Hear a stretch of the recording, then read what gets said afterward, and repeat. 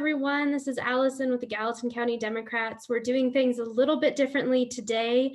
It is a very busy week in the legislature, and so Representative Jim Hamilton is no longer able to be available at 5:30, which is when we're posting this video. So we recorded this earlier just to get you some information.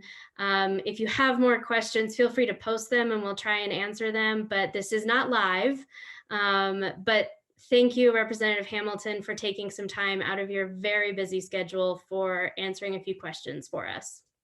Well, glad to do it, Allison. Good to see you again. I'm sorry that we do have to record this. As fast as things are happening in the legislature, the hour and a half between when we recorded this and when you're going to put it on the air, we might have a lot more news. Right, right. Things are just it is rapid fire right now. It is incredible. So with that, what are some bills that you want to share with us right now? You know, there's a lot of bills that get attention and get in the newspaper and people are interested in, but there's a limit to how much you can do because there are just so many bills going on, and particularly in these final 2 weeks before transmittal. And I should mention a little bit about what transmittal is. Transmittal is really when all of the bills in one house have to be over in the other house.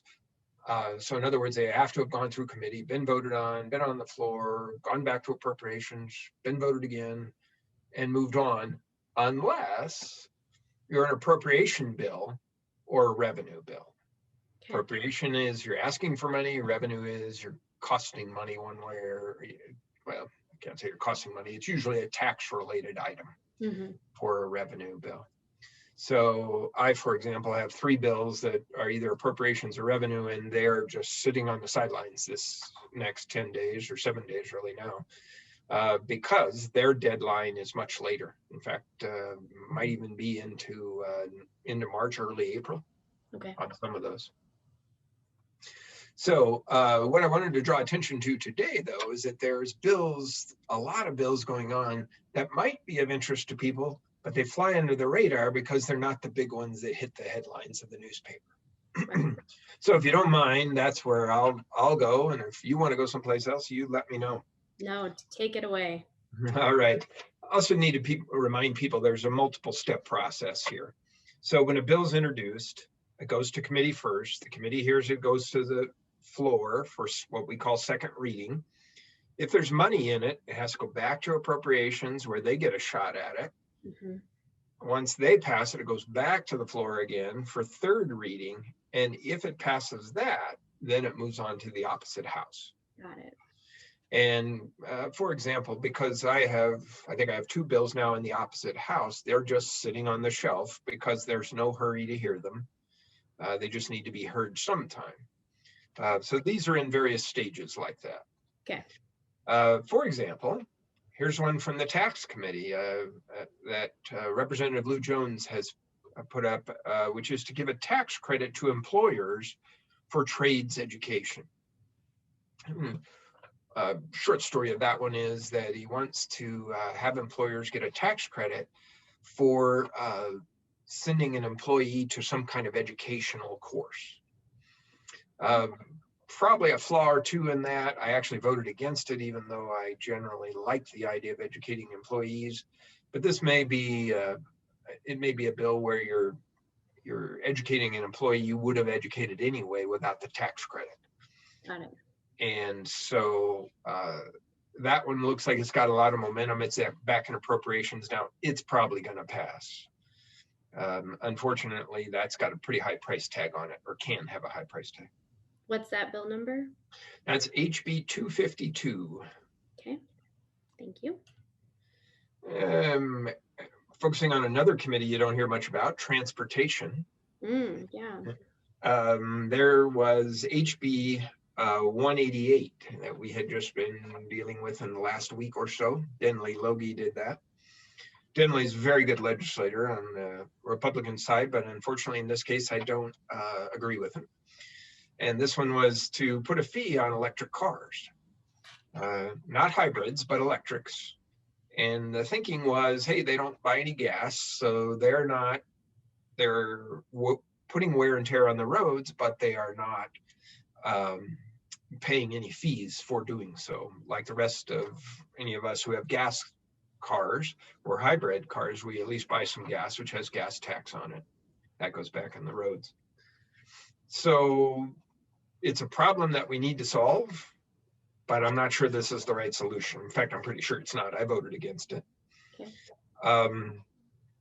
And the idea, really where we need to get is probably a fee on charging stations that are like a gas pump.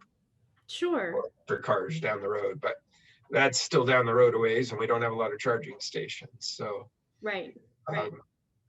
It's an honorable try on his part. I just don't think it's the right try. Sure. I think this next one I'm going to give you, I said HB 188. Next one I'll give you is HB 353. This came out of probably natural resources. I'm not 100% sure on that. Not my committee, but this one is defining bison. And you may think, well, why do we care about that? Well, maybe a lot of us don't care about that much about it, but it's very important to the Native American and the Indian tribes have their own definition of bison, and this would infringe upon that. And so it usually leads to a rather interesting history lesson on the floor, which we missed today. It'll be on third reading tomorrow. Because of a quirk in the floor session today, the person who normally makes that speech, Jonathan Windyboy, didn't get to speak. But he would talk a little bit about the history of bison in the Native American cultures. And they're really very much opposed to this. Practical purposes, probably for the rest of us, maybe not a lot. American Prairie Reserve probably would have been affected by it. Okay. Or will be affected by it if it gets passed. Got it. That passed the session last time, and Bullock vetoed it. In fact, I think it also passed in 17, and Bullock vetoed it. So, one of those bills that we've seen a lot of this session. Yeah, a repeater. Here's another one, HB 320.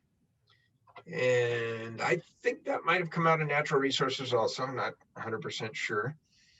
But the sponsor got up and spoke in a voice like he's never spoken before to try to lull us to sleep. So it was sort of like my grandson goes to sleep to this hypnotist on the internet whose name is Lena, and she speaks in this very soothing voice. And so that's how the sponsor did this bill. Really, this bill is nothing to worry about. It's all going to be fine. What the bill had to do with was to put in law that the state may not sell federal lands that are handed to the state. Okay. Sounds innocuous. Like, why wouldn't we want that? Right. Well, a bit of camel's nose under the tent in that it's an ALEC bill. Oh, no. And it's a setup bill, can be a setup bill for to make it easier for federal lands to get to the state level. Number one. Number two, there's also some, which I'm not completely familiar with, but there's some sales of federal lands that go on already now in the state, which is a normal function of business. There's nothing nefarious about it, but it's unclear how this might affect that. Okay. And so yesterday on second reading, the bill passed fairly handily. Today on third reading, it passed 51-49. So unfortunately, it goes over to the House, where the good representative from Libby will get to do his hypnotic voice again. Got it. So HB 342, I think this one came out of Judiciary Committee, and it was to make the judges partisan positions. So they would have to own up to whether they choose to be a Democrat, Republican, Libertarian, Independent. They could choose whatever they wanted. A lot of movement for this kind of thing going on in this session. Right. And that one The debate was, gee, we kind of all know they're already partisan, so why don't they just own up to it?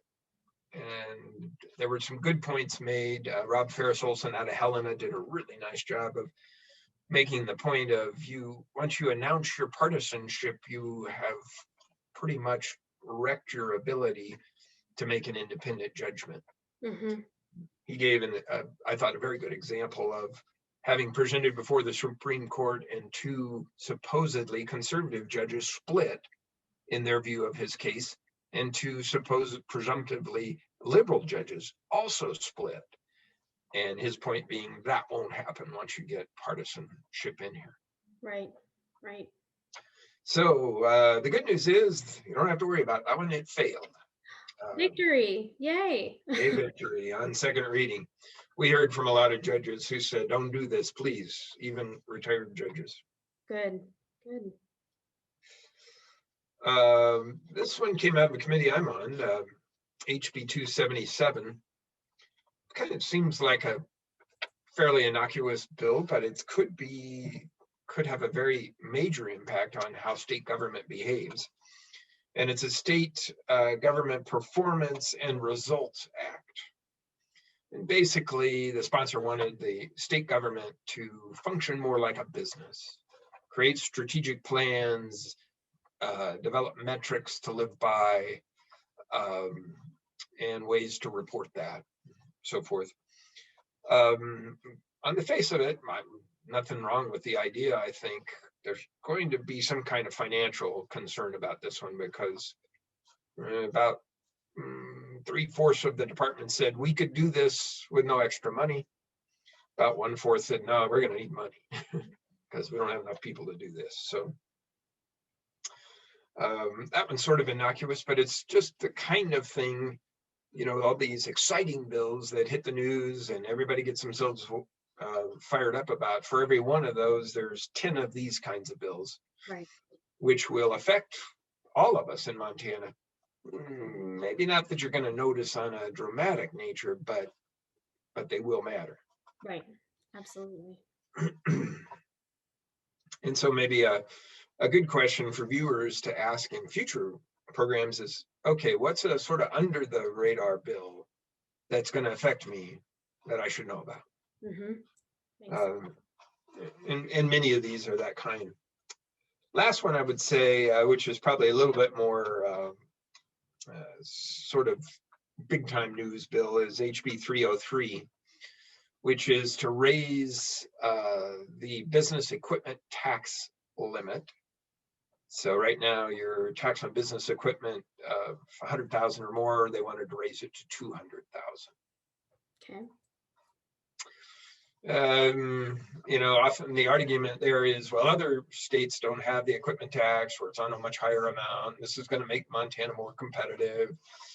And the answer I always give, and I would give to this one, is nobody moves for taxes. Yep. People move for jobs, they move for family, they move for housing, they don't move for taxes. Right. So basically, we're not going to attract more business with this. We're just going to give the break to the businesses in the state already. Right. And when you get up to that $200,000 level, you're getting up there a ways. That's not what most of us think of necessarily as small business. Right. Maybe a restaurant that has a lot of ovens and other kitchen equipment. It's possible they could be, in that $100,000 to $200,000 category pretty easily. Mm-hmm. But for a lot of businesses, that's probably not the case.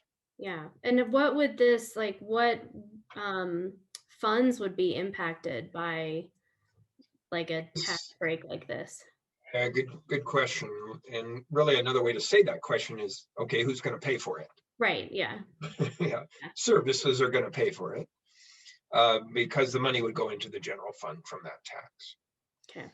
And so if you have money in general fund, one of two things is going to happen, and you can see it kind of building with Governor Gianforte. What they want to have happen is have a lot more money be in the general fund, so they then can give a bigger general tax break. They're already planning to change the top bracket. And then the other one that they're working on is a triggered tax cut, where if we have excess revenue, what they call excess revenue, that's going to go directly to a tax cut. And so these kinds of bills will feed that extra revenue, or excuse me, in this case, it would actually take away from the revenue. Right. There are other bills where they're cutting services. For example, they finished their initial work in Section B, which is Health and Human Services.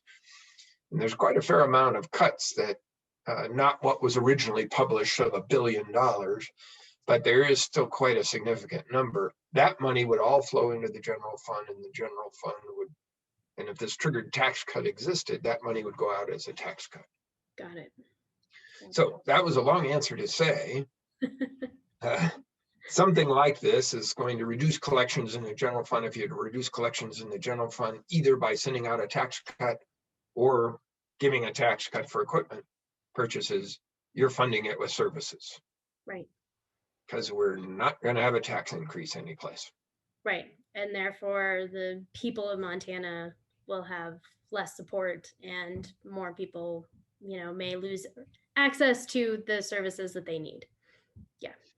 Take even the common ones we think of are mental health services, caseworkers for those with disabilities, education. I mean, these are all very important things, and we think of those as the very first thing on the chopping block. But I heard one today that was interesting. It didn't occur to me is the public defender has an increased caseload. Well, they're not giving them any extra money. They're saying, sorry, you go cover it with what you've got. Right. Now that one may get fixed, but that's the kind of thing. There's not only the sort of marquee services we think of, there's a lot of other government services that would be affected. Right, which probably already don't have enough support anyway. Like thinking about a public defender's office, they definitely probably don't have the resources that they need to actually function to the level that's necessary to be effective, already. Kind of an unpredictable caseload there. Yeah. Actually, one other thing, Allison, this is not in a bill, but it came out of the Judiciary Committee. I imagine it hit the Chronicle this morning or maybe yesterday,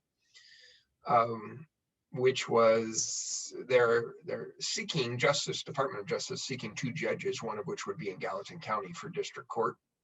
We have an incredible caseload. In fact, we're the only urban area without 2 judges. Okay. Well, right now that's been denied. And that's part of a little bit of what I would call a political game. Okay.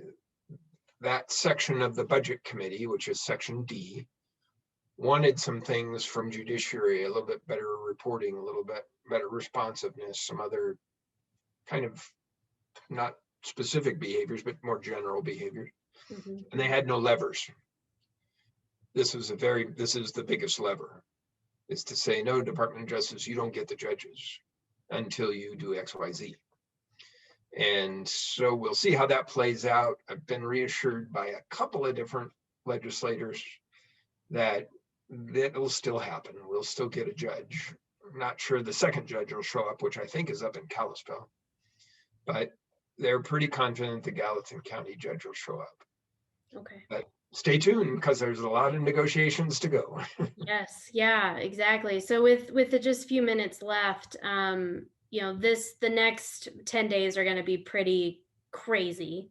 And then we'll have a break. And you were talking earlier about, it's these general bills that have to be heard and action taken on before transmittal, but anything with money attached to it has a further deadline. So will we see things kind of ease up a little bit after transmittal, or is it just going to shift to just all about money and where money is allocated and raising our voice about, what we need, like calling attention to how services are going to be cut with X, tax credit that's levied, or, whatever, like because it's been pretty intense, and this week is very intense, and I think people are just wondering, like, will we get a little reprieve, or do we just shift our focus on what we need to be raising concerns about? Very good question, Allison. I think the answer really is a shift. It won't be as intense as these 10 days. But what's happened now, of course, is we'll get the flood of bills from over in the Senate. Okay. And so there'll be the whole new set of craziness, or maybe there'll be some good bills. We'll see. So regular committees, policy committees will be doing that. It won't be that, they'll be able to spread those out a little bit. So it won't be quite as intense as what we've seen here in the last 10 days, 2 weeks. On the other hand, the budget committees or appropriations, which is where I serve, will be very intense over about the next 20 days, because we'll be massaging all the parts and making all the sausage back in the kitchen there to turn out a budget that we then send over to the Senate. And part of that budget process is to look at Section A as the general government, and B is health and human services, and C we don't have to do much with, D is judiciary, E is education. Each of those areas, there'll be some intense activity around, well, if you cut that out, it means that, and we'll hear a lot of testimony from the public on that. So that won't involve all of the legislature as much as just the appropriations folks. Got it. And then when that happens and we take that out on the House floor, it's 2 days of very, very hard work, very long days, lots of amendments likely. And then once it's passed, it goes over to the Senate, and they start the process of revising it again. And then we'll begin to pick up speed as the final bills come over from the Senate, the appropriations bills, the revenue bills that we have to get over to them, and the ones they have to get over to us, which I'm going to do this from memory, but I think it's day 60. Okay. And we're at day 38 now, I think, 37. Something like that. 38 or 39, something like that. Yeah. Yeah, we had a funny day because Saturday the Senate met, but the House did not. Oh. That counts as a day. Okay. Counts as a day for both of us. And probably, I'm guessing this Saturday, the House will meet and the Senate will. And that'll get us back on even terms. Okay. Good. Phew. But he keeps track of such things. Constantly learning. So that's what you can expect after the transmittal break, is what we call, we'll finish up Wednesday afternoon with a real rapid third reading, and then we'll be off for Thursday, Friday, Saturday, Sunday, start again on Monday the 7th, I think that is. Okay. Yep. I think so. I think you're right. Awesome. Well. Or 8th. It's actually the 8th. The 8th. Okay. Awesome. Anything else that you want to share right now for everybody watching this? I tell you, your legislators need some love and care. Yes. That's a little self-interest there, but these folks have been working really hard. I know that Judiciary and Health and Human Services have been probably 12 hours a day for a week now. Yeah. And maybe more. Business and Labor pretty close to that. So if any of your friends who are legislators are on those committees, a little pat on the back would be helpful for them. We in appropriations have not been under that kind of pressure quite yet, but when we come back from transmittal, we will. Yeah. So changes. Yeah. Well, we are all so grateful. I think I get to speak for everyone who pays attention. We're so grateful for our Gallatin Democratic representatives and senators, because we know how hard you all are working, and we're so grateful. We knew this was going to be a tough session. It has not disappointed in that regard in any way. And we're just grateful that you're still showing up every day. And thank you again for taking the time today to do this. Not our normal schedule, but I really appreciate you finding some time for this conversation. And for those of you watching, we are scheduling some legislative update Zoom meetings that we'll host during the transmittal break with hopefully most, if not all, of our 8 Democratic legislators in Gallatin. So we'll share more information on that soon once we have all the times confirmed. But we're really excited to be able to talk with you, not just this one-way conversation that I get to have with each legislator, but you all will be able to come into the Zoom and have conversations and, have some really candid conversations about what's going on too. So stay tuned, and thank you again, Representative Hamilton. Please take care of yourself. Thank you, Allison. And I do want to say one thing before we go here. It's been we planned to do this every 2 days, Tuesdays and Thursdays every week. And this is sort of not quite the halfway mark of the session, but it's getting close to the halfway mark. And I want to say thank you to you, because you helped us pull this off, and we were able to do this every Tuesday and Thursday. So pat yourself on the back. We're pleased with the fact we've gotten to do this. Well, it's amazing, and it's great, and I feel selfish that I get to have the conversations with everybody. So anyway, enough of that love fest. Thank you, and take care.